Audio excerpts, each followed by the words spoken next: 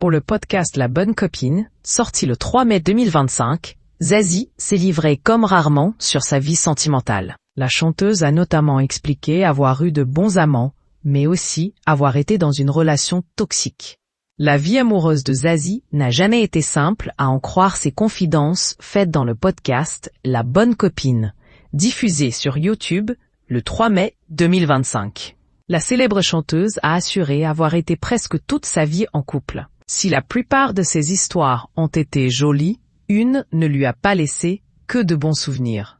En effet, lorsqu'elle était plus jeune, elle a vécu une relation toxique. On a été toxiques tous les deux, parce que ce n'est jamais qu'une personne qui a la responsabilité, a-t-elle tenu à préciser. C'est sans doute pour contrebalancer cette mauvaise expérience amoureuse que Zazie a ensuite recherché à se poser longuement avec les hommes dont elle a partagé la vie. J'ai eu des relations assez longues.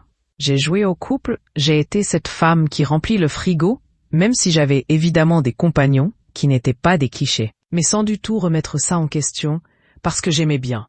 Zazie est aujourd'hui célibataire par choix. Après avoir été en couple pendant de nombreuses années, à 61 ans, l'interprète de Zen est célibataire. Un statut qui lui va très bien aujourd'hui. Ça fait un moment que je n'ai pas de copain ni d'amis un peu particuliers, a-t-elle encore déclaré avant de faire quelques confidences sur le type d'homme sur lesquels elle peut craquer. J'aime bien les mecs avec les cheveux longs qui n'ont pas peur d'une certaine féminité en eux. Au cours de son interview accordée à Aïcha, Zazie n'a pas hésité à évoquer sa sexualité sans tabou. Ayant 60 ans, avant on était dans quelque chose de beaucoup plus tabou qu'à cette époque. J'acceptais une méconnaissance de moi, à partir du moment où je faisais plaisir à mon partenaire.